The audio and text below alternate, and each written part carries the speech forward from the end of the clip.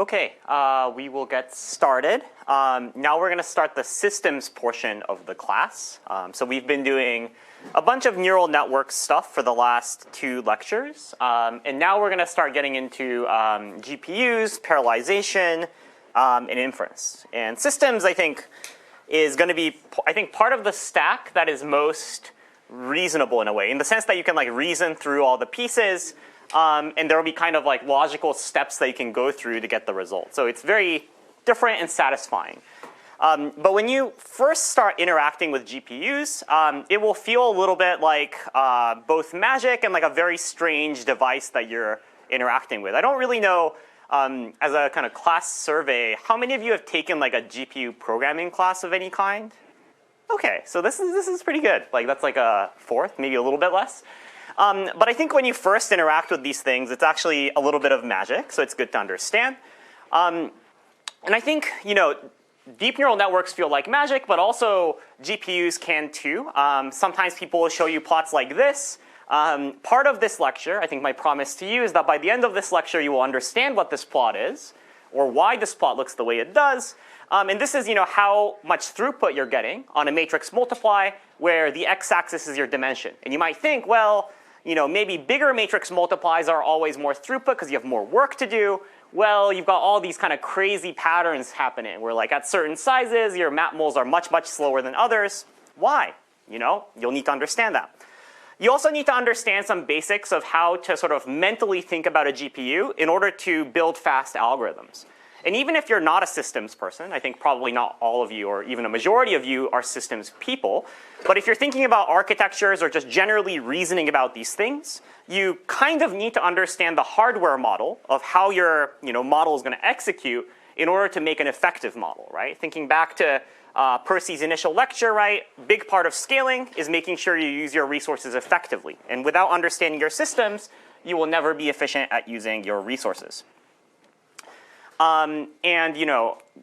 I am not a systems person, surprise. And so before I start, I want to make sure to point you towards resources that I think are very good and very useful and that I used in making this lecture. Horace He has really incredible blogs and explainers of how GPUs work. There's an enthusiast group, CUDA mode, that loves to talk about GPUs and CUDA kernels and so on. And there's a TPU and now what? Okay, fine, GPU mode. And the TPU book, but now it's also a GPU book by the Google folks. Actually, this is a really incredible resource. So if you're really excited or interested by any of the stuff I talk about today, I would strongly encourage you to look at that book. And they also have exercises that you can work through. And your assignment will have things that look a little bit like those exercises. So you can get a little bit of a preview of what we will send you to later. Great. Okay, so this lecture is going to be in 3 parts. The first part is really, I would say, just like broad introductory material on GPUs. This is going to be just the hardware model, just how the programming of the GPU kind of works. Because the GPU is kind of a foreign device, and I want you to understand philosophically how they're different from CPUs. And once you do that, we're going to talk about, I think, 6 different tricks, important tricks, to get a GPU to go fast. These are just kind of building blocks of how you can start to manipulate your code in order to make it run efficiently on a GPU. And then finally, the last part where we put all of this together is going to be we're going to walk through flash attention. And this will be kind of our victory lap. We will say, actually, at this point, we understand everything we need in order to reinvent our own flash attention and to understand all the different components. Right? So that's going to be kind of the goal that we're going to be building towards by the end of lecture. Okay. So we haven't gone to scaling yet, but from Percy's introductory lecture or just generally following language modeling, we kind of know that if we have more compute on hand, we can get better language models, right? This is kind of the currency by which we operate. So if we have faster hardware, or if we have better utilization, or we have more chips, and then we have improved parallelization, all of these can drive progress, right? And so in some sense, the game for the last few years has been, how can we bring more compute to bear in training models? And I guess in the last year or so, how can we bring more compute to bear in the inference of these models, right? So compute is just extremely important, and systems is part of that. So if we were talking about this in the 90s, I think the things that we would be focusing on is clock speed, right? We would be saying things like, well, how we make computers go fast is we have a CPU that executes instructions serially, and we make those instructions go faster and faster, right? In this type of scaling, where transistors got smaller and clock speeds got faster, called Dennard scaling, held quite well for a while. Really, the 2000s was about when this kind of scaling tapped out. And one sort of interesting side note, right? The number of transistors, of course, has continued to go up, but making transistors smaller does not necessarily mean that your transistors go faster, right? They don't move at a faster clock speed. There's fundamental physical reasons why you don't actually continue to get benefits of smaller and smaller transistors at a certain point.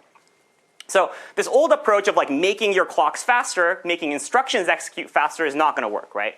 So how do we get LLMs to continue to scale in this world where we can't just make things faster in sort of this frequency sense, right? And that's where the GPU shows up and sort of parallel scaling in general, right? Percy's going to talk about sort of more advanced topics next lecture, but after that's going to be parallelism, right? Parallelism and GPUs are both kind of part of the same paradigm. Instead of making things go faster serially, with your clock going faster and faster and faster, instead you're going to scale horizontally, right? Have more things executing your instructions in parallel. And so this is kind of the story of GPUs. This one slide really, I think, or one picture, summarizes the state of parallel scaling, which is in the early days of K20s and M40s, you had respectable but somewhat pitiful by today's standards flops. And then all of a sudden around P100s and V100s, this curve takes off, and you get super exponential scaling in the amount of floating point operations that you can do sort of year by year, right? This is kind of a remarkable plot in the amount of compute that we can bring to bear. And so GPU scaling has really driven almost all of the compute scaling that we've seen. And we'll talk about all of the different components that we have here. I'll highlight them here just to put them into your head. At the V100 era in 2017, we start getting tensor cores. That's one of the big hardware innovations. And then in the next few years, we're seeing structured sparsity and FP8 and all these sort of lower number formats also driving our flops forward. And we're going to see sort of what that means in detail in a little bit. So how is a GPU different from a CPU? Those that have interacted with a GPU already know this. We'll move on to more advanced things in a minute. But for the rest of you, I think it's very important to understand the model, like the philosophy in some sense, of how they're different. So a CPU is designed for quick serial execution, where you have sort of complex branching logic, complex conditionals, complex control flows. Because of this, a CPU, generally speaking, has really big control units, and it has a few ALUs that can do sort of mathematical or other operations. But this is meant to run very quickly, right? So you want to go as fast as possible and sort of have low latency. The time between when you get an instruction and when you complete it should be very, very short, right? That's kind of the general CPU design philosophy. In contrast, the GPU is really about throughput, right? And the plot on the right, I think, is a great pictorial illustration of when you change these philosophies, what you end up getting. So in a GPU, maybe you dispatch a task. It takes a long time for it to finish, right? It might be that you process a task, and then you stop, and then you go work on another task, and then you go back and work on another task. But in general, right, even though your tasks don't finish quickly, you're getting large aggregate throughput across all of your tasks. And what enables this is having tons and tons of lightweight cores, right? So a GPU has hundreds and hundreds of sort of compute units that are sort of packed into a chip, and all of these can execute in parallel, right? So this is a very different mode of programming and thinking compared to a CPU. Okay? And I want to demystify what a GPU is. I don't want you to think of it as like a set of pieces of text on NVIDIA SMI. I want you to be able to sort of visualize what the hardware is of a GPU.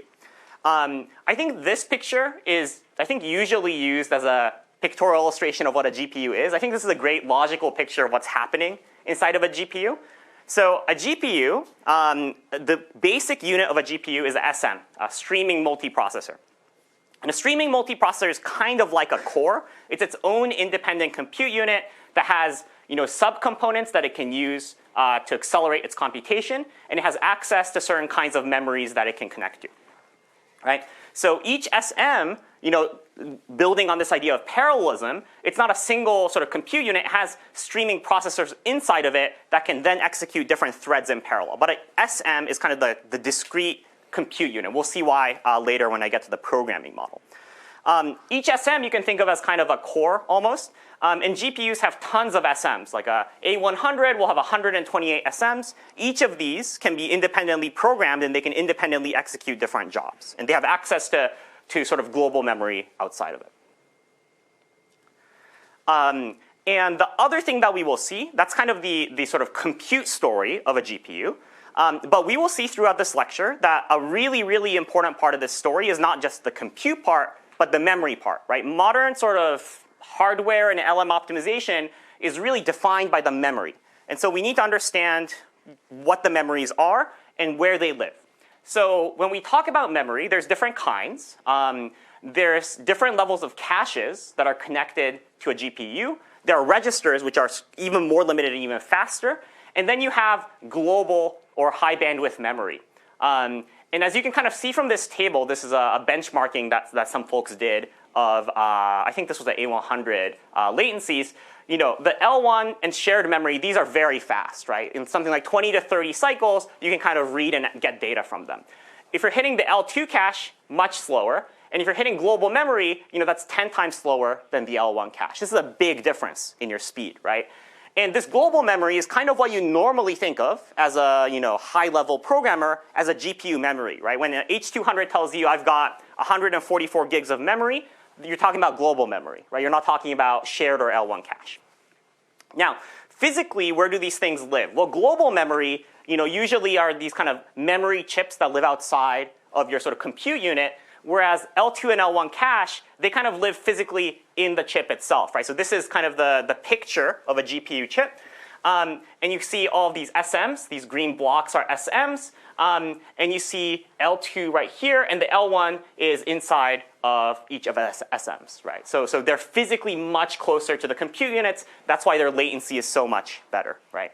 And you might say, okay, then if shared memory is so nice, why don't you build a whole chip out of shared memory? It's much more expensive, hundreds of times. It's also much more power hungry, right, from the way that these memories are built. And so this is the reason why if you're building a practical accelerator, often you don't want to just have a giant amount of shared memory. You want to have this sort of hierarchy of memory, right, and use it effectively. I think Grok, right, which was recently acquired by NVIDIA, was a design where you just had these giant amounts of SRAM, right? And for certain workloads like inference, this is very helpful.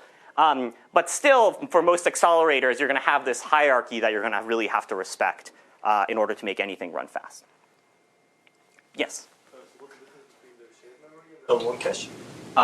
Yeah. So the shared memory is, and the L1 cache, I guess, kind of operate differently. The cache is really just a cache thing that is storing recently accessed data elements. Shared memory is a programmable element that you'll actually interact with, that you can put things in and out of. Okay, cool. Right, so that's the memory story, and keep that in mind because it's going to keep coming back, the memory hierarchy. That's a really important object.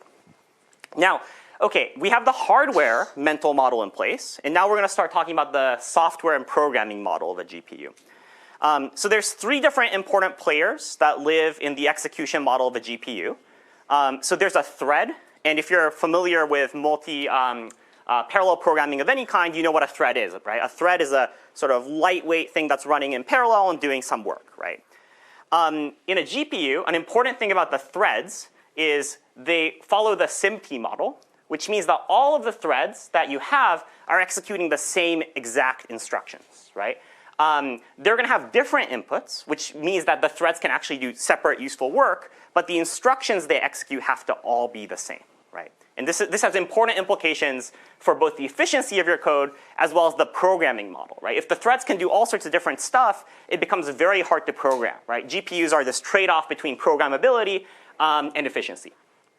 Now, a block is a group of threads, and the reason why a block is a relevant object is that a block is guaranteed to run on a single SM. And remember, an SM has a shared memory, And so you can think of a thread as doing work in parallel. Blocks have access to a shared pool of memory. That will become very important later when we talk about this idea called tiling, where these blocks are going to be reusing the same pieces of memory. Finally, a warp is essentially kind of the scheduling unit of what is happening inside the GPU. Threads are going to execute in groups of 32 consecutively numbered threads. That is a warp, right? This decreases the overhead of a scheduler deciding which threads to run. But essentially, these are kind of the important 3 terminology items for a GPU. I might say something like, oh, we're going to have different warps executing. That's what I mean here. That's a basic unit of 32 threads that execute together. Yes? You mentioned that all threads execute the same instruction. So is it all threads in a block or all threads in a warp? All threads in a warp are going to be executing. Cool. Yeah? So the scheduler decides which warp the next instruction goes to? That's right. Or sorry, the scheduler decides which warp is going to be executing next. And on what SM and so on, yeah. Cool. Okay. And so in the memory model of a GPU, device code can read from registers. Registers are some of the fastest and most local items. This might be storing things like memory addresses of where you might need to, your arrays start and end. That's a place where you might store things in registers. Then you've got local memory. This is local to within your single SM. You've got shared memory that can be accessed sort of within your block. So if you have something you want to transfer across threads, or you want to have information that is going to be reused across threads, those are going to live in shared memory. You can, of course, then read from global memory, right? The DRAM that's far away, as long as you're willing to pay sort of the latency hit of waiting for data to come to you from global memory. And there's also sort of constant memory, which I don't think I've seen very much used in various programming things, that you can use as well. Now, you can even sort of transfer to and back from host memory, right? When I say host memory, that means sort of CPU memory that lives on the machine. You can do this if you need to offload beyond the size of your GPU. This is kind of the set of things that you can do in your memory, right? And really the key thing, the most important part of this sort of memory model is that as soon as you go outside of your shared memory, things are going to be slow. So grouping the blocks to sort of decrease the amount of global memory reads is going to be the name of the game throughout this lecture. Okay, now I'm going to talk for two slides about TPUs. The majority of this lecture is about GPUs, mainly because I think if you all go out and you write your code and you build your models, it's probably going to be on GPUs for most of you. But I think it is very important that we talk about TPUs, both because I think TPUs are cool and becoming more popular, but also because TPUs are kind of like the alternative evolution of GPUs. And you can kind of see what's the same, what's not. It's very interesting to see how TPUs work as well, right? So actually what's very interesting is that TPUs are very similar to GPUs at a high level. This is kind of convergent evolution. If you want to build an energy efficient accelerator that does machine learning, you kind of end up at the same place. So the core mental difference between a TPU and a GPU that you should kind of keep in mind is that TPUs are in some sense simpler. They're more optimized for the machine learning workload. They have lighter weight control units, and they have much bigger matrix multiply units. And so they have the same basic structure that I'll talk about for GPUs, where they will have a specialized circuit to multiply matrices. They will have components that can do parallel vector operations, and they will have some control system. They have a very similar looking memory structure where they have slow memory, which is called high bandwidth memory, and then they have an even faster local memory called SMEM, or shared memory, right? So this looks very, very similar to the architecture of a GPU. Really, the difference is in how these things are sized and the flexibility of these operations. And I would say, and the main difference that I won't get into today is the networking for these accelerators. So if you're thinking about what is the big difference between a TPU and a GPU, actually the biggest differences come in networking, not in the individual chips. Because really the chips, they live to just multiply matrices. And this is from the JAX book, which is a really lovely resource. But they have these two tables. They have a section on GPUs where they describe how to essentially map GPU ideas to TPU ideas. And whatever I say today about what's on the left here, you can map directly to the TPU. But the important thing, at this point in the lecture to notice is that for every sort of concept in the GPU, there's a corresponding concept in the TPU. And this, mapping is actually pretty precise. Like a tensor core in a GPU, which is the matrix multiply unit, corresponds almost exactly to an MXU, which is a matrix multiply unit in the tensor core. And if we're getting into really nitty-gritty details, they actually is the same underlying, like circuitry, right? They're both what's called a systolic array, which kind of streams data in and out to do a matrix multiply. So the architecture is very similar. Now, how are they? Oh, sorry. Yes. Do you know what a typical systolic array size is on the GPU versus GPU? Ooh, I do not know that off the top of my head. I'm sorry. I'll have to look that up. Yeah. Okay. So the main difference between these two is the number of different units that we have. So if we look at, actually, I'll mention one very, very confusing thing before I move on. Sorry. TPUs call their streaming multiprocessors tensor cores. GPUs call their matrix multiply units tensor cores. They're named exactly the same thing, so you will have to disambiguate them based on context. If someone says tensor core for a TPU, that means a processor. If someone says tensor core for a GPU, they mean a matrix multiply unit. So if you look at a GPU, a typical GPU, like a H100, might have something like 132 streaming multiprocessors. That's a lot of processors. A TPU will only have 2 units, right? There's only 2 separate units running in parallel. Now, the GPU, if we just look at the matrix multiply units, will have 528 matrix multiply units, whereas a TPU will have just 8, right? And these are, roughly scaled to be comparable looking objects. Why is it that it's this way? Well, the TPU is relying on much bigger, smaller numbers of matrix multiply units, whereas the GPU is relying on smaller, but much more numerous matrix multiply units. And you can kind of imagine that if you have a small number of many matrix multiply units, it's going to give you more flexibility. You can program them to do this and that.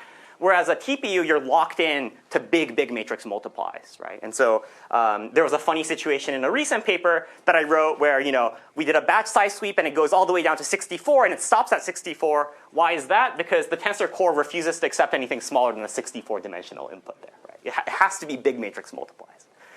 So this is the main difference, but as you can see, GPUs and TPUs share a lot of similarities. They rely on a memory hierarchy between fast memory and slow memory, and they have a matrix multiply unit. And because of that, the core concepts that I'm teaching you today is going to transfer over between GPU and TPU, right? The basic ideas are always going to be the same for that reason. And this is really convergent evolution. There are only so many ways to sort of cost-effectively allocate memory, and there's only so many ways to multiply a matrix very fast, right? There's some design decisions that are different, but otherwise you end up at the same place. Okay, cool. So that's TPUs. And right, good. And GPUs, I think, have been enormously successful because it allows for easy scalability for things like matrix multiplies. If you want more throughput, you just keep adding SMs, right? As long as your memory bandwidth can handle those SMs, you get more and more throughput. The programming is something we don't think about, but it's deceptively easy, right? If you were to try to write lower level machine code looking stuff like PTX, it's actually doable because it's all SIMT, right? It's not like you're programming every single thread. You're saying, OK, here are my instructions. Here are my inputs. Now run them on all of my inputs, right? It's something that maybe you all are already familiar with things like applying or using functional programming.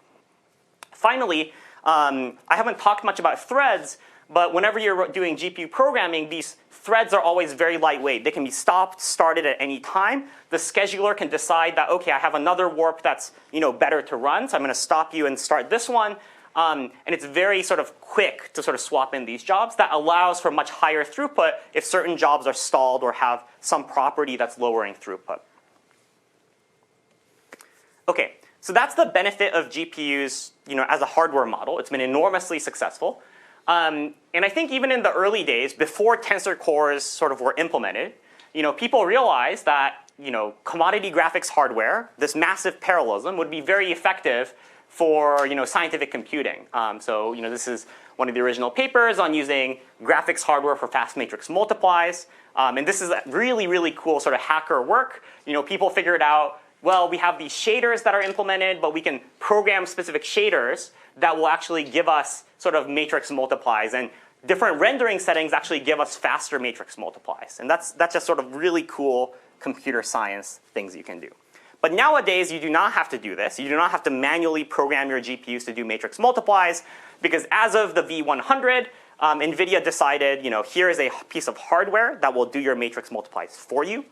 And once that hardware sort of existed, matmuls became the sort of one privileged operation in machine learning, right? So at this point, there's a gigantic gap in sort of the throughput that you're going to get between sort of parallelizable but non-matrix multiply operations versus amount of operations you can do in a matrix multiply, right? So this is one of the reasons why sort of any near future machine learning architecture that we see that scales with compute is going to have a matrix multiply in it, right? Because this is the one way that you can really effectively get a lot of compute throughput. More than 10 times faster than any other floating point operation that you can do in a GPU. Okay. And then the last sort of hardware thing that I'll end with, I think this is the last slide of this section, is that different components of the GPU are scaling at different rates over time. We know that the GPUs are getting faster and faster. This is just like a thing, right? As well as CPUs, overall compute throughput is getting faster and faster. So that's the gray line, right? That's pretty fast. We're getting faster and faster improvements in the total floating point operations. Green is our memory bandwidth. This is how fast we can transfer data. That's growing comparatively slowly. Blue is parallelism. This is how fast we can connect different GPU devices. That's also going very slowly. And what does this mean? This means that if you're out here kind of in the early days of GPU programming, probably you weren't thinking much about memory because your compute wasn't that much faster than your memory transfer. But now as we go more and more to the right of this plot, we're going to see a bigger and bigger gap between compute and memory. And that's why a lot of the optimization I'm talking about today are memory optimizations, right? As we go further to the right, we're going to see memory and communication bottlenecks more and more. And so it's going to take more and more work to fully utilize the hardware that we have. Okay, so that was our sort of very basic overview of GPUs. I can't possibly, give you a 20-minute lecture that fully helps you understand what the GPU hardware is, but hopefully you have a flavor, right? The mental model should be GPUs are massively, massively parallel. They execute instructions all at the same time. Compute scales really fast, really, really fast, and even faster than memory, which means memory is really important.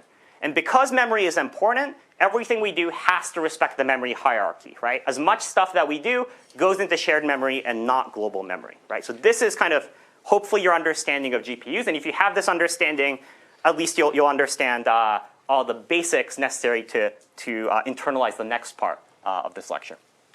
Okay, I can pause for a moment here in case people have hardware questions or anything else before I move on to the nenext part. Yes? For V100s, there was no matrix multiplier unit. Yeah, there was no tensor core that specialized to a matmul. Yeah, the tensor core is a V100 edition. Before that, you would be programming manually. Of course, you have so many SMs and so many ALUs that you can still do quite good throughput. But a specialized circuit for matrix multiply really changes the game for them. Oh yeah, back there. What was the difference between the shared memory and the L1 cache? The cache just operates on its own. You don't get to control the L1 cache. Is O2 slower than L1 just because of the physical distance, or does it also differ some other way? Yeah, physical distance is a big part of it. They are, if I remember right, they're both SRAM. That's one of the reasons why global memory is much slower. But the physical distance and the interconnects that are used are the reasons why it's slower. Yeah, this is not inherent, by the way. One additional side thing is that the equivalent to L2 cache in TPUs is much faster because they make different design trade-offs on silicon to enable that. That's one of their selling points. Yes? If the compute memory gap keeps growing, do you think that affects the way future chips will be laid out? Yeah, or maybe the future chip kind of budget splits. One of the things that I really didn't want to talk about, but now you forced me to, is kind of the inference landscape for hardware is actually even more crazy. So one of the things that people started doing, I think last year, was something called prefill decode disaggregation, where the prefill part, which is very heavy matrix multiplies, is one chip, and then the decode part for your inference, which is more memory bandwidth limited, is another chip. right? And some of the models, I think this was StepFun 3, which is a Chinese open source model, even has a thing where they like try to disaggregate different layers. So an attention will go to one chip optimized for one thing, or one accelerator, and then MLPs will go to a different accelerator, right? And so you're starting to see, like, if this gap grows, any sort of clever tricks to utilize your very precious fast memory becomes very valuable. And you start to see this very heavily in inference, which is even more memory bound than training. Yeah, cool. Oh, yeah. Okay. How many warps are in a block? How many warps are in a block? Do I know that? I don't think I know that off the top of my head. I think it's also hardware dependent. Okay, good. Okay, so the second part of this lecture is now you all have a general sense of what a GPU is and how it works. Now we are going to talk about all of the basic tricks to make workloads fast on a GPU. These are kind of basic components that you can kind of put together to make things fast. And to keep us kind of motivated, one of my goals by the end of this section is to explain this plot to you, right? So this plot, as I said before, has a very simple picture. It's the size of the matrix, a square matrix that I'm multiplying. I'm multiplying two square matrices. And this y-axis is how many items I'm processing per second. So this is the throughput, right? And as I'm going to the right, in general, throughput is going up because I have bigger matrices, I have more work to do. And so, if I have a lot more work, I can keep my hardware more utilized, right? But there's all sorts of strange patterns here.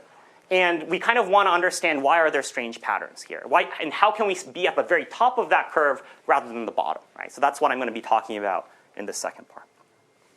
Okay, and Percy already mentioned this. This is the roofline model. But the plot I showed before looks a little bit like this classic roofline model, right? This looks like there's a diagonal part and then a flat part, right?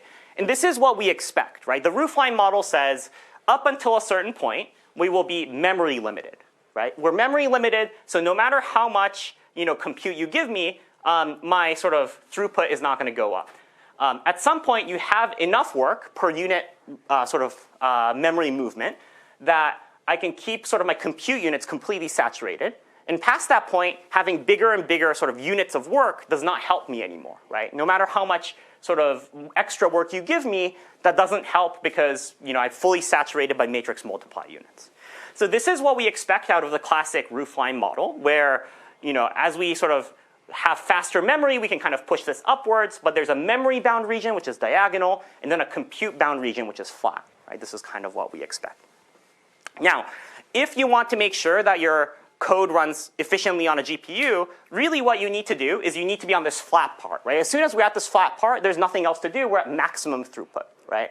So we want to prevent ourselves from being in this diagonal part, which means we want to increase the operational intensity. The amount of computation we do per memory read needs to be high enough. So that's what we need to do.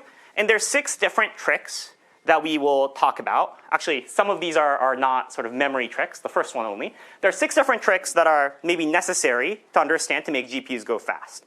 The first one's a little bit different in flavor, but then the rest of them will have this flavor of trying to minimize memory movement as much as possible. The first one is kind of a GPU-specific thing, and it relates to one of the things I said before, the SIMP model. So in a GPU, every thread is executing the same thing. Now, what happens if you write an if statement on a piece of code that executes on a GPU, right? On a CPU, it's quite clear what happens. On a CPU, you will either pick one branch or the other. You will execute that branch, and you will move on with your life, right? In a GPU, you will do something actually quite different and slightly counterintuitive. Every thread has to execute the same instruction. So actually, every thread will kind of execute both the if and the else. But if you're not part of the if branch, you will just mask out that computation. You'll just sit idle, right? And so whenever you have a conditional, your mental model for the execution kind of looks like this. Part of your threads will diverge based on this if statement. Some of them will go to the bottom branch. Some of them will go to the top branch. And the bottom branch ones will execute first. Top branch ones will wait. And then the top branch ones will execute, and the bottom branch ones will wait, right? So in order to execute an if statement, you're actually sort of walking through both of these. And then some of the threads are just waiting, doing nothing, if they're on the wrong side of the branch. And this is called control divergence. And this is nice in some ways because it simplifies programming. It's not nice in that you now have these big compute gaps where your GPU is doing nothing, right? This is one of the reasons why you really do not want to write if statements. If you look at GPU code, like if you have a ReLU, you'll often find you're like multiplying with zeros or multiplying with masks instead of doing like an if statement where you're updating half, right? Because a multiplication is going to all kind of go at once, and an if statement might actually have to wait 2 clock cycles or something like this, 2 operations. Okay, so that's the first thing. But that's a sort of separate story from all this memory stuff, which is kind of the main narrative or the main story of this. The first one, which you don't really have to do too much for, but I think is one of the most important ones, and hardware-wise, I think where NVIDIA is investing the most effort, is low precision computation. And if you look at this plot, I've brought Bill Daly back to the slide. This super exponential growth, where does this really come from? Actually, a pretty non-trivial part of this, is number representations. You start at FP32, you go to BF16, and then you go to int8. You just keep decreasing the precision of your numbers. And of course, if you have half the bits, you have half the bits to move. And so you've halved your memory movement, right? And so you've solved the memory bottleneck for at least a little bit. This is a dumb example, but I'm just going to really drill it in there. Let's say I have a ReLU on a vector of size n. If I'm on float 32, I need to do 1 read, right, to read my number. I need to do 1 write after I've computed my ReLU. That's going to be 4 bytes per operation, total of 8 bytes for my memory access. I only have 1 flop worth of operation, so that's 8 bytes for a flop. If I have the precision, of course, I've halved the number of bytes per op. I've halved the number of bytes that I need to move per flop. Sorry, this is the inverse of arithmetic intensity. Arithmetic intensity should be reverse of this, right?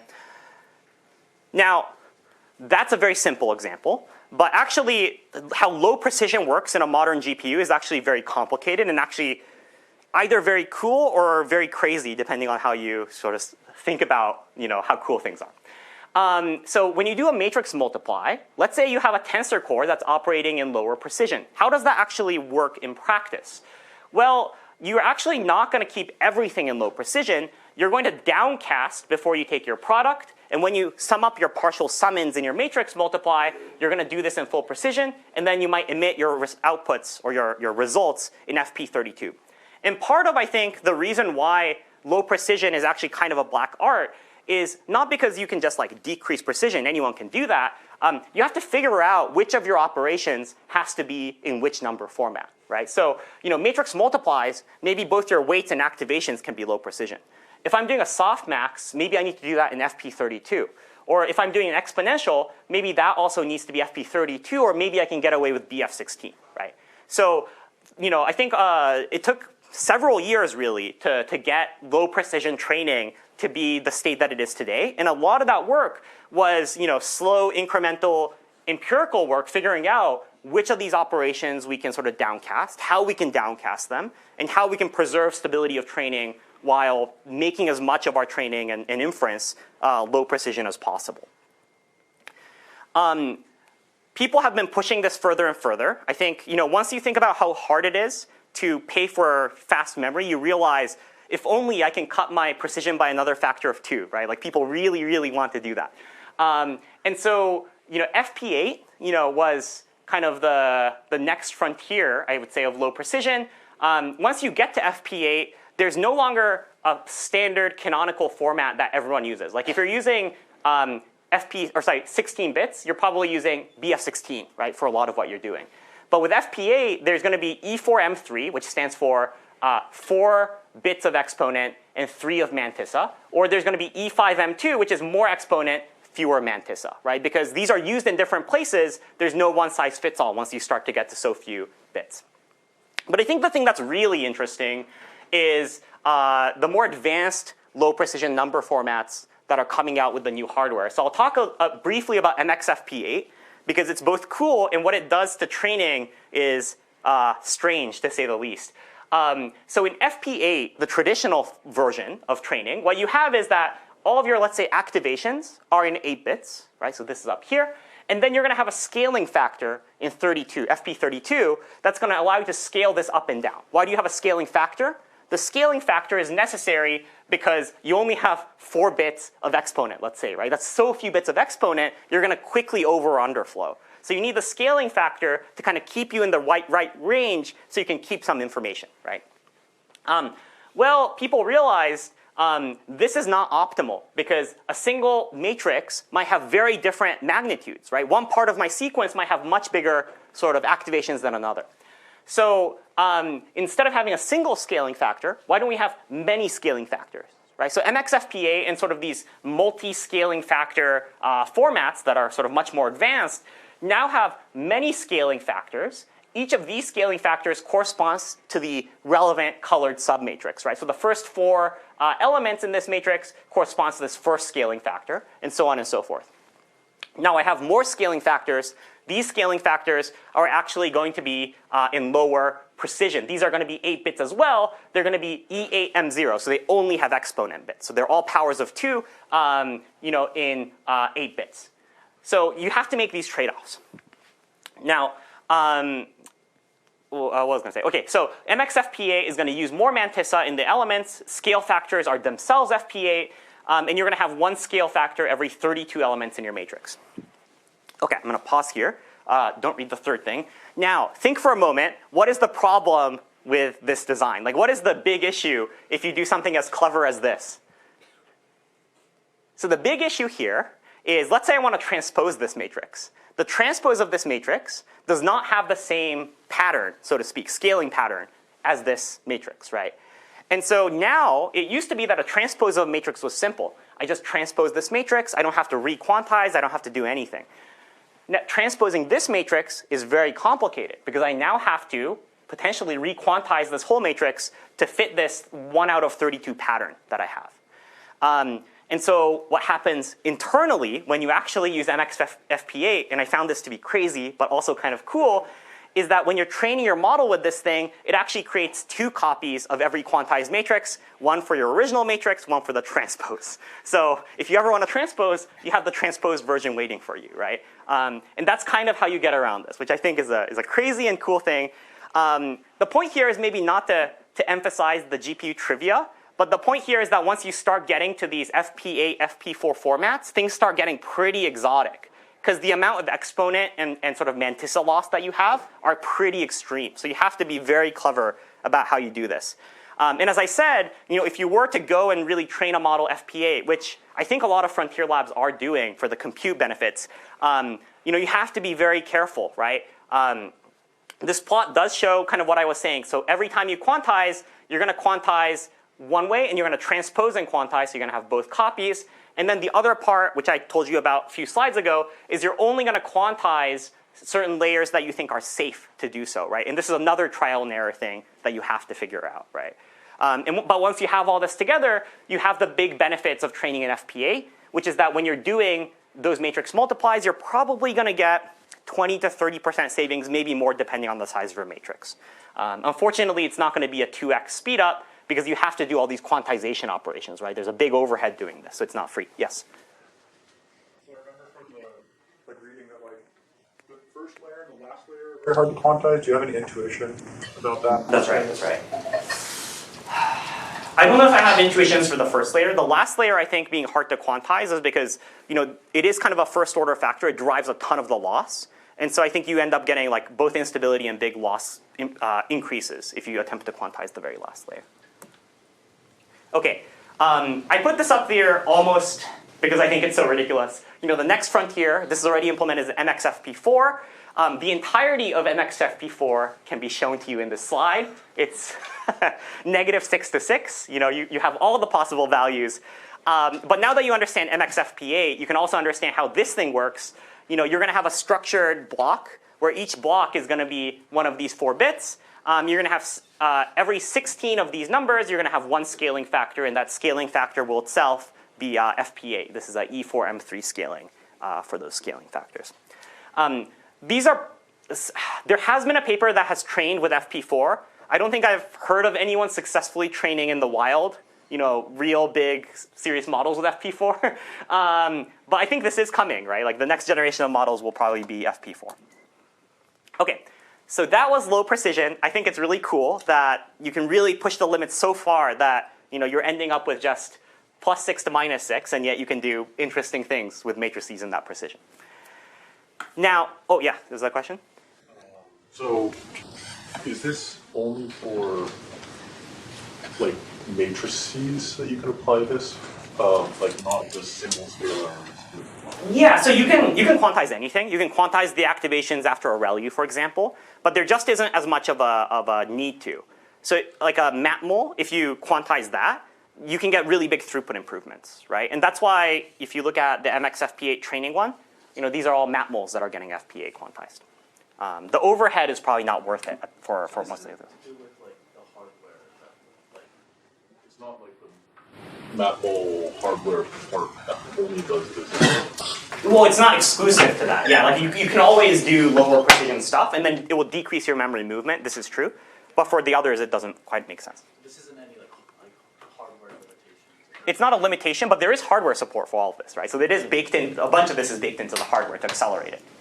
Yeah. You've positioned this as an improvement for memory bandwidth, or well, requiring less memory bandwidth. But is there a benefit to compute as well? Yes, for sure. For compute, you get basically linear improvements for just multiplying the quantized numbers.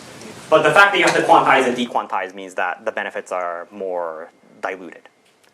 Yeah. Do you have to train the scaling factor?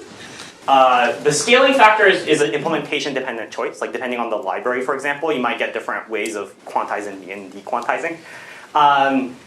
Training is a strong word, but you might have quantization factors that like scan through and pick the max min, or you might have scaling factors that look at historical running statistics and then use those. I wouldn't really call them training per se. At inference, you might fit them more So they're precisely. not like gradients. At inference time, you might. At training time, you would not. Yeah. Has anything been done with structured sparsity? Like, Yeah. because I guess NVIDIA had it. But Yeah, there's a lot that's been done with structured sparsity. And I mean, MOEs are, I think, one successful example of a structured sparse operation that people use. Yeah, right. So I mean, a lot has been done. Chris Ray here has done a lot with lots of different kinds of structured matrices. I think the benefits of that, like in terms of the compute benefits versus the representation losses, I think has kind of washed out. I don't think it's a bad idea, but empirically it hasn't, I think, necessarily panned out. Oh yeah. A lot of since squeeze that we've been talking about quantizing models a decade. What is current approach? Is it train in full precision or half precision, and then distill into a quantized model that you can run on your Apple computer, things like that? What is setup for this? Yeah, I mean, there's a combination of you probably want to train a bigger model and then quantize down. There's various kinds of quantization scaling laws and papers that people have written precisely characterizing the trade-offs here. I think the state of the art involves combining both quantization aware training to some extent and model scaling with post-training quantization of various kinds. There's a lot that I think is not fully well understood. Even industry teams that I've talked to are sort of talking about still doing science of quantization. So, yeah. Okay, so the other trick, this one is much more of a conceptual programming thing, is operator fusion. It's a fairly simple idea, but you'll be surprised at how much this doesn't already happen. So think of a GPU as a factory. You've got your memory warehouse, and you've got your little compute factory, and you've got a little bell conveyor going back and forth, right? If you scale up your compute, you're going to be bottlenecked by your little bell conveyor. And this will be worse if you have many operations, right? Imagine I've got lots of different operations I need to do, and I'm going to ship my raw materials to my factory and back and forth and back and forth. This is a lot of memory bottleneck that you're paying for, right? And lots of sort of duplex bidirectional memory bandwidth. Now, wouldn't it be better if I just had one giant factory that would take all the raw materials and ship back my finished products, right? This way, I only have to pay for memory bandwidth twice. Very simple idea. This is operator fusion, right? And this appears very often, right? If you write a very simple, let's say, computation of sine squared plus cosine squared, what does the PyTorch computation graph look like? It looks like this. You got your x, I do my sine, I do my cosine, I square it on both sides, I add them, and then I get my output, right? Naively, if you don't do anything smart, what this will do is each of these will be a factory, so to speak, right? You will read and write from global memory each time one of these is called, right? And you will incur quite a bit of memory cost every time you do so. So this is pretty painful. And you can imagine, instead of doing that, why don't I just write GPU code that reads once from global memory, does the whole thing, right, inside the SM, as I talked about before, and then after it's done inside the SM, I'm going to write it back to global memory, right? A single sort of kernel that does all of these operations. This is called fusion, right? And anything that's easy like this is a very easy fusion. It's like a graph that I can sort of just squish down into a single unit. A compiler can automatically do this for you. So Torch Compile, which is a compiler for PyTorch, or JAX Compile, which is JAX's compiler, which is more deeply integrated into JAX, both of these will fuse these kinds of basic things into a single CUDA call. I'll talk a little bit more about fusion later, but I think this is, the advanced versions sometimes require sort of manual intervention, but the simple versions you can just think of as, compilation will solve your problems. Okay, the third idea is recomputation. So we know in backpropagation, what do we do? Well, we go forwards, upwards, up on the tree. This is from Percy's 221 class. You go upwards on the tree, and you keep track of activations, right? You store these little activation numbers, and then when I go backwards, I'm going to use the activations that I stored to compute sort of the backwards signal down my tree, right? We all know backprop to some extent, so we know what this is. But also now, we're looking at this not from the perspective of like mathematics, how do we compute a gradient? We're thinking about this from the perspective of systems, right? Like how do we minimize our memory? Well, if we think about what's happening, let's say I have something simple. I have x sigmoid, sigmoid, sigmoid out, right? Each of these sigmoids is going to generate in the computation graph some sort of residual, right? Or some sort of activation that I need to track. So after my first operation, I have S2, second operation, S1, and then when I need to do my backwards pass, it will consume S2, S1, and my output, the gradient at my output, and I'm going to push this backwards towards the derivative of my input, right? So if I count the number of memory reads and writes, it's going to be 1 memory read for X, 3 memory writes for S2, S1 out, and then on the backwards pass, this is sort of flipped, right? So this is a total of 8 memory reads and writes, very low arithmetic intensity because I'm just stacking a bunch of sigmoids. Now, what can I do instead? Well, what I can do is I can just throw away all of the activations. Normally, you wouldn't do this, right? Like, why would I want to recompute something? But imagine you're in a world where computation is super, super cheap. You just have abundant computation. You're not using all of your units. But your memory is very expensive. Like, any read and write has a lot of penalty. Then you might prefer this computation graph, where I read an X, and then I'm going to do sigmoid, sigmoid, sigmoid, output. I'm going to store this output. I have to write this because that's the output of my graph. But now in the backwards pass, right, my backwards graph is going to get in D out, and sort of on the fly, I'm going to re-forward the X and then compute the activations on the fly right where I need them, right? So now this is going to be 2 memory reads for the D out and the X, and 1 memory write for the DX, right? So I've gone from 8 total memory accesses to just 5, right? So now I have 5/8 the total memory accesses. Same computation, but I've spent a little bit of extra compute and saved a little bit of extra memory, right? This is another very important trick. We don't normally think about this because usually we're concerned with like just computing the gradient, but once you have a systems mindset, you start to think about recomputation. Cool. Okay. Trick number 4. This is another sort of memory trivia thing, but surprisingly becomes important. And also why sometimes it's important to understand the hardware model of what you're interacting with. So global memory, which is the big memory that lives outside the chip, is DRAM. And DRAM, because of the way that it is structured, actually comes in bursts. What that means is when I access, let's say, the very first position, I don't actually get just the first value. I can read off all 4 of these first values for free. And that's because the way the memory cells are lined up, there's kind of these blocks of memory units, and then when I sort of activate an amplifier, I can just read out all of these almost for free, right? The way that it's sort of structured in parallel allows me to read blocks of memory. That kind of makes sense, right, as a hardware model. And so this is called a burst section, and so whenever a section is accessed, all the other locations can also get delivered for free, right? And you won't pay for them, so to speak.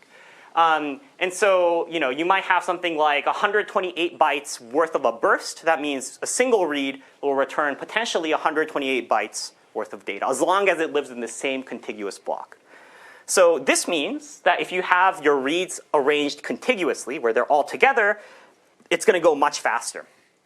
And to use a term, you say that a memory access is coalesced. So that word means if all of the threads in a warp fall in the same burst. So what that means is, let's say I have 3 threads, and all 3 of my threads, or sorry, 4 threads, 4 threads, and my 4 threads live inside of a single burst section, right? Or they're reading from this burst section. Then this is coalesced, right?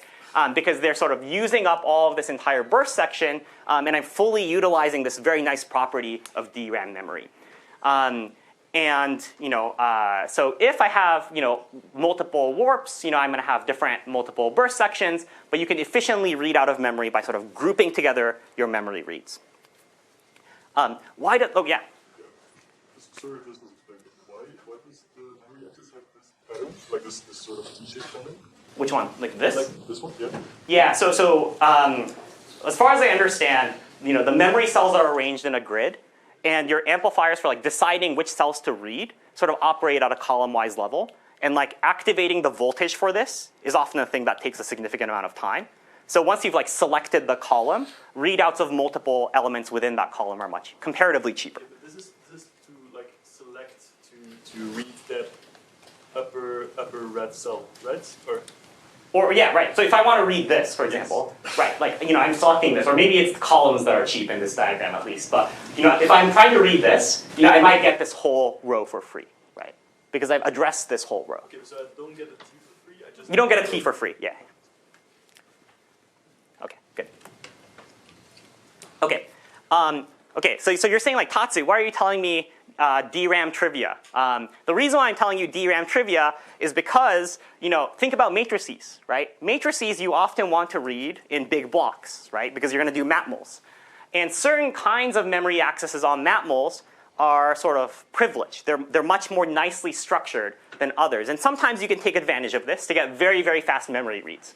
So the mnemonic, or the thing that I remember is, if you have threads, and you have a row measure matrix, so it's sorted where each row is sort of how your indexes are increasing. Threads that move along the measure axis are not coalesced. And to really make this visual, actually, I like this diagram on the right. Imagine I have this 4x4 matrix where this is row measure, so it's sorted in the order of the yellow block comes first, the red block comes next, and so on and so forth. This is the linear ordering sort of in memory address. This is kind of the matrix that I'm trying to store. Now imagine that I have threads that are trying to read each column, each clock cycle. So I read a column, I move to the right, I read a column, I move to the right. If I'm doing that at the very first iteration, I hit this element, this element, this element, this element.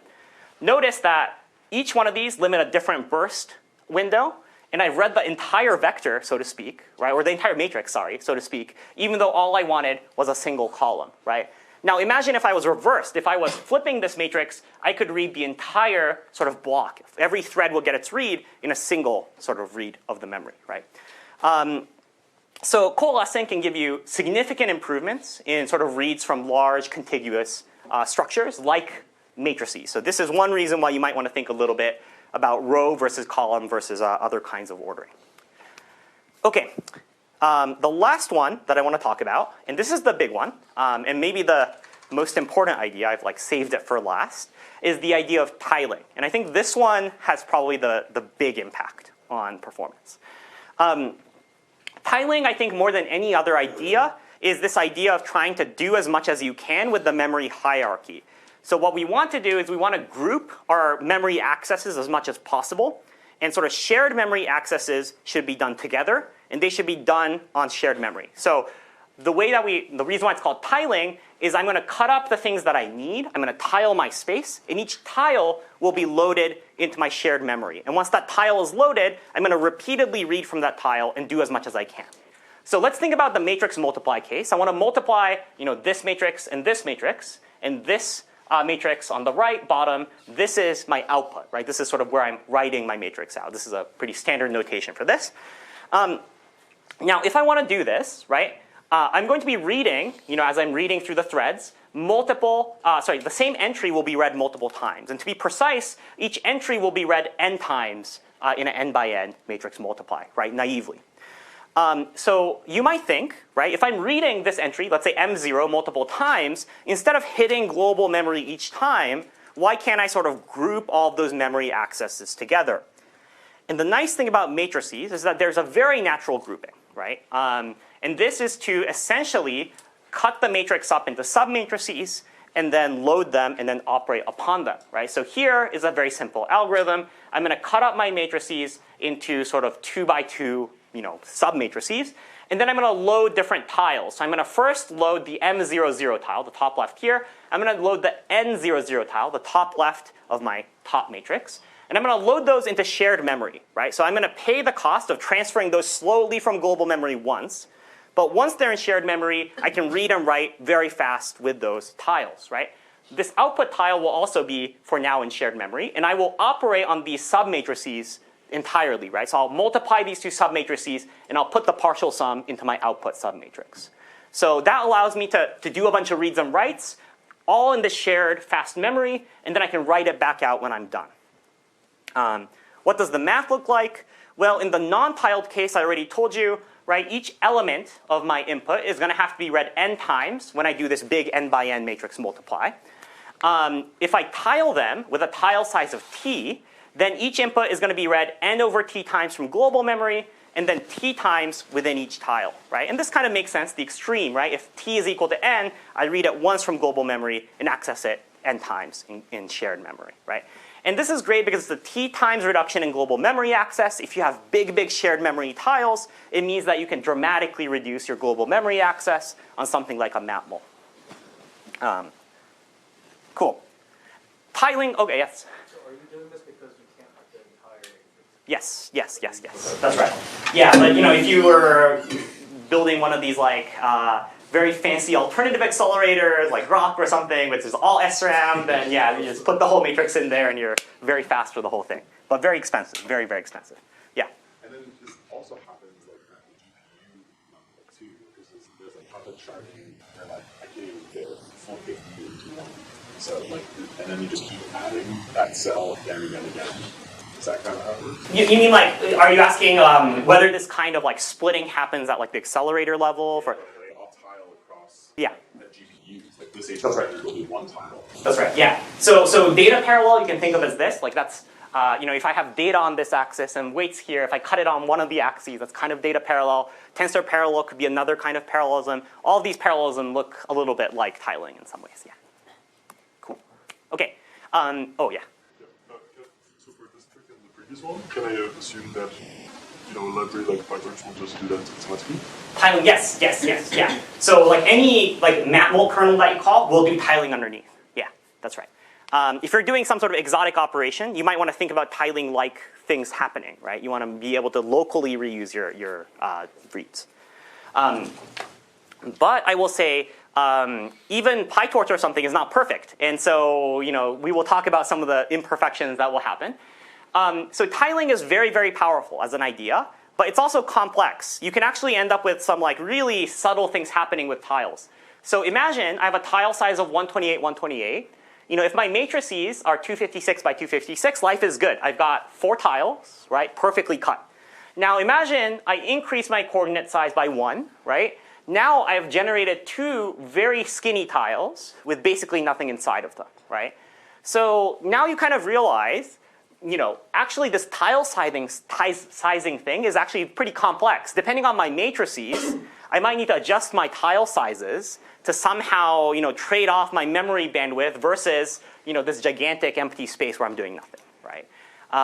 So, you have to, tile sizes is actually a thing that you optimize. So like coalesced memory accesses, the size of your shared memory in your accelerator, and the sizes of your matrices all affect, which tiles are optimal. And if you know about different options in PyTorch, there's a compiler option called max autotune. I don't know how many of you have used this or know about this. You turn on that flag. For the next 15 minutes, PyTorch is going to run an endless series of benchmarking tests. And you'll realize actually what it's doing is it's like trying all sorts of different tile sizes on your matrices and trying to figure out which one is actually faster. And you'll find that you'll get non-trivial benefits from actually optimizing these things. The other thing that you'll find related to coalescing is if your tiles or if your matrices are the wrong size, what you can do is that your attempt to read a tile might actually trigger a lot of memory reads. So imagine I have this nice world where I have, let's say this blue one is the row, and I want to read this nice tile, and my burst sections are sort of the width of the tile. In this case, if I do sort of 4 reads, I'm good to go because of the burst sections, I've read this entire submatrix, right? So good memory reads from coalescing. Now, imagine I shift the matrix size by 1.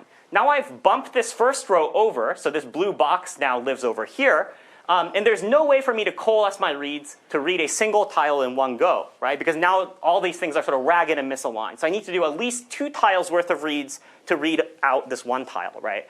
So there's actually a lot of complexities involved in optimizing tile reads once you start thinking about coalescing and all these other things. And so in this case, what you have to do is padding in order to line up essentially the boundaries of the burst sections with the tile sizes that you have. Okay.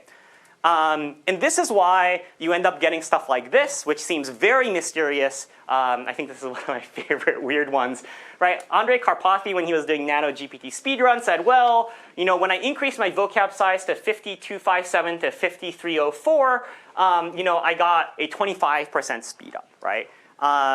And it's kind of weird to have to pad in order to get a speed up, but maybe it makes sense once you realize things like this, right? Padding can start to shift the rows and columns so that you actually get very efficient reads, whereas at other times you do not.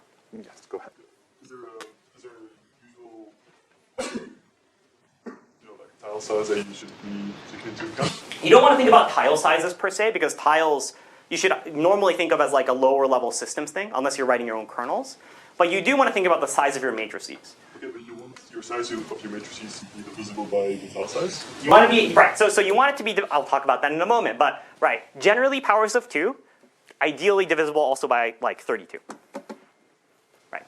Okay, so now we can talk about this matrix mystery over here. We have essentially all of the pieces that we need to understand this, so we'll walk through this one by one. We've already talked about compute intensity, right, the roofline plot. You need to have enough work for each memory read in order for you to be able to saturate your compute unit. That's what's driving this sort of diagonal upward trend. So that one is done. Now let's talk about some of the other ones. First one's tiling, right? If we look at each of these lines and we color them based on essentially the divisibility of the matrices, you will find that the blue ones are essentially only divisible by 1. They're not even. Yellow ones are, sorry, orange ones are divisible by 2, right? Green is divisible by 8. Red is 16, and then purple is 32. And you see, that the ones that are not divisible by, 1 or just 2 actually have very bad throughput. But once you start to get to sort of higher multiples, you start to essentially get no sort of diminishing, or sorry, no penalties, right? Like 16 or 32 perform equally well. And this is really, it's not because of like somehow powers of 2 are magic or something like that. It's because 16 and 32 are sufficiently large that it has the right sort of burst window property. It sort of fits the whole burst window in now. And so you can get coalesced reads into your entire tile. And it has a major impact on alignment. Now, if we look at sort of what's remaining, if we look at this orange line, we'll sometimes see this weird periodic behavior where suddenly performance will drop, right? And this is very weird because I'm just multiplying matrices. Why does adding a single extra dimension suddenly kill my throughput? And this is, I think, using all of the things that we learned, it's kind of fun to get to this end. Percy calls this GPU trivia, so I think he hates this one, but I love this one. So why is it that going from here to here, I get such a big drop in throughput? Well, it happens between 1792 to 1793. And why does this happen? Well, I'm using a tile size of 256 by 128. So that means how many tiles are there? Well, there's 98 at 1792. But once I bump myself up to 1793, well, actually, I've increased both tile sizes by 1, so I now have 120 tiles. Okay, so I have 98 tiles before, and I have 120 tiles now. That's bad, but it's not this bad, right? This drop is gigantic. Well, it turns out the reason why it's so dramatic is because the A100 has 108 SMs, right? And 98 tiles fits in 108 SMs, but 120 tiles does not fit in 108 SMs. right? And so you finish doing 108 SMs, and you're like, well, I've got 12 more of these guys. I gotta, I guess, process them. And most of your GPU is sitting idle, right? So you can end up with these very weird effects once again, where by bumping up your tile size by 1, suddenly you need to wait a whole nother cycle for you to process a bunch of tiles, right? That's called wave quantization. Okay, so that was all for part 2. How do we make machine learning workloads go fast on a GPU? Well, a lot of the story is really just about memory, right? So how do we reduce the amount of memory access we have to do? Well, let's coalesce our memory reads together. Let's fuse our operations together so we don't have to read as much. And for the things that we have to read no matter what, well, let's reuse the memory, right? So shared memory, move things to shared memory and reuse it as much as possible, which is tiling. And then finally, maybe you can trade other resources that you have for memory, and that's quantization and recomputation, right? Like, so all these ideas very much relate to this idea of like memory is our bottleneck. How do we deal with that, right? Cool, okay. Any questions for the last finishing? Yeah. Why can't we just bump up SRAM so we get rid of DRAM? Very expensive. Very energy. I mean, there's 2 reasons. One is it's just expensive to build SRAM. Also very difficult because it has to be physically close. Like signal propagation is hard. And I think a third reason is that SRAM and DRAM are just kind of different storage mechanisms. Like SRAM needs to be powered the whole time to hold value. Very energy hungry. And so, if you're thinking about total cost of ownership, energy consumption, maybe you don't want a giant SRAM chip. You really want to be using it where you need it. Yes? Does the whole thing scale up past like 32, or like if you operate in chunks of like 64? You mean does it help if I go higher? Yeah. No, because I think this is really, it's kind of like as long as it divides by your burst size, then you're good to go, right? It's a divisor property. There are other phenomena where you might get benefits from larger divisors, but not here. Yes? Why 108? That's just the number of SMs. You will have to ask Jensen for that. I do not have an answer for you. Yes? So, yeah, going back to the hardware side, sorry, not this related, but it just occurred in my mind. Have you studied GPU versus Siegerbrass's wafer scale engine? Yeah, I mean, I think sitting over there knows much more about wafer scale stuff than I do. We were talking about after last lecture how difficult the compilation was, because if you have something wafer scale, then you have like wave interference effects and all sorts of horrible things that happen. That's a world that I'm not familiar with, but I think is much more complicated than what we have here. Okay, cool. All right, so now I think we can talk about, in some sense, the finale, which is we've learned a bunch of things about GPUs. It would be nice if we can tie that all together to essentially be able to reproduce or understand something that I think is really important in advance, which is flash attention, okay? So flash attention is one of the big, I think, improvements in attention capabilities in a while. And it's all systems, right? So it's going from just PyTorch's naive implementation of attention to a single, very cleverly fused kernel. This is from the original paper, but you've got this dramatic improvement in the latency of serving these things. And as I showed you in, I think, 2 lectures ago, right, flash attention is a nice memory efficient way of computing things, so you can do bigger and bigger attention. And you can see, a lot of the gains are going to come from improvements in the amount of memory that is transferred from HBM, which is the global memory, right? Okay, so what do they actually do? If you read the paper, they'll say, okay, we just do 2 things. We apply tiling and recomputation, right? And then we do it in a way that allows us to do things subquadratically in the number of memory accesses. I think we understand all of those components now, so let's see what's actually happening. So remember, attention computation, right, has a couple things. It has a KQV, and we do a matrix multiply with the K's and the Q's, and then we have a matrix multiply with a V at the end, and I have a softmax in the middle, right? So those are the operations that we need to deal with. 3 matrix multiplies and 1 softmax. So we have matrix multiplies. We know how to do them now, right? So we're going to do a tiled matrix multiply. Figure 1 from the paper is literally just tiled matrix multiplies, right? We've seen this before. We're taking our inputs, our K's and Q's, we're cutting them up, and we're just multiplying them sort of chunk by chunk on a tile. And then after we do the computation, we write them out. Nothing fancy or special here. The thing that is tricky about flash attention, and you'll see this in the assignment, is there's a big global softmax on the whole thing, right? So we can't just do this naively, because the softmax is a global operation that ties everyone together, right? So it connects all of the different tiles together. It might not seem obvious how to tile attention. The key trick, and once you see this, this is really the core, I guess, idea or observation. Once you see this, the rest is very simple. Normally, to compute a softmax, you would do it kind of this way, as shown in this plot here, which is you would exponentiate all of your elements. You would subtract the maximum for numerical stability reasons, and then you would normalize that, right? Standard softmax. Now, there's a different way of computing this online, and I think once you sort of realize it, it's kind of simple, which is you're going to sort of, as you go, compute the normalized softmax.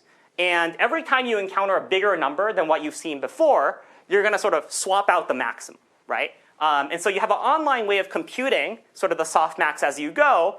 The only tricky thing, of course, being the max. And the way we deal with the max is we keep track of the max, and then we sort of swap it out and correct for it every time we see a new maximum. Otherwise, this is really just an online running sum of an exponential from everything that we've seen before. And of course, at the end, you'll just divide everything by the accumulator that you've computed online.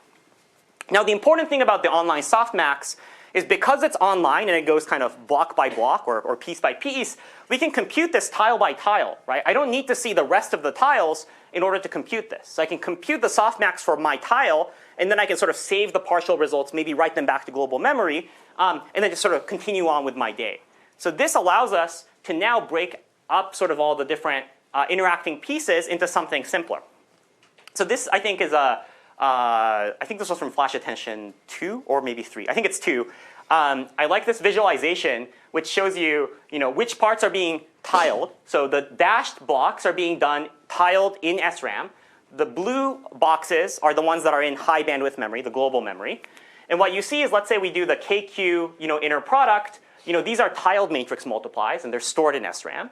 And we keep them in the SRAM, and we compute this exponential. And then similarly, in this tile, we're going to compute this running softmax.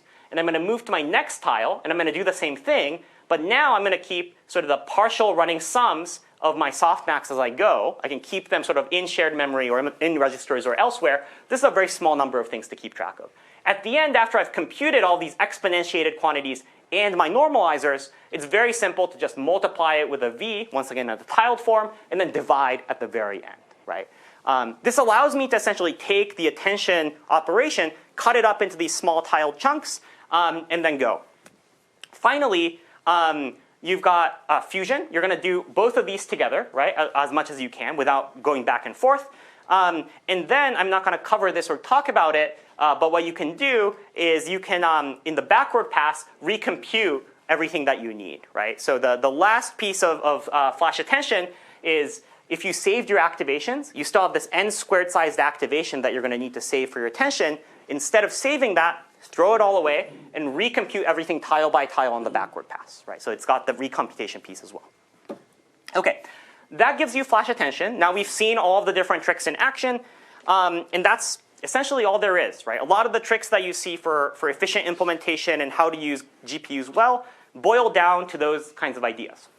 So to put it all back together, right, important to understand the hardware. The hardware, in our case, the GPU, is powering scale and compute, and we need to understand really all the way to the low-level details to fully grasp why we make certain decisions. Like I think, I don't want you guys to be the kind of people that cargo cult, 32 multipliers for your matrices. I want you to really understand, why we do those things, and that goes all the way down, in my opinion, to the hardware level.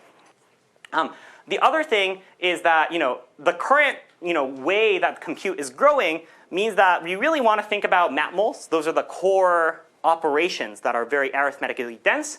And because of the gap between compute and memory, we need to think very carefully about data movement, right? And then finally, things like Flash Attention I think are really cool. There's also like architecture work that's like very hardware aware.